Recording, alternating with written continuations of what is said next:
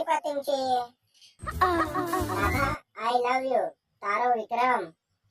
ઓ, આ તો મારા વિક્રમની પતંગ છે. દાદા, જો મેં તારા માટે આપણા ઢાબેથી પતંગ ચગાવીને અહીં પાડેલી ખેતરમાં. ઓ વિક્રમ, તું કેટલો નટખટ છે. અરે રાધા, કેવી વાત કરે, તાર હરતે હું સાંજ તારા હદો તોડ લાવું. તેજા તોડ લાવ. અરે નહીં, એટલે આજ નહીં, ફિર કોઈક દન તોડ લાવું છે. આજનો દન તે ખાલી આ પતંગથી સાંજે હે, પણ ખાલી કીરો કોઈક દન તે સાંજ તારા હદો તોડ લાવી. પણ કેવી લાગી તને મેં આ પતંગ એમ કઈ મોકલી તો કેવું મજા આવી હે? બહુ મસ્ત લાગે છે તારી પતંગ.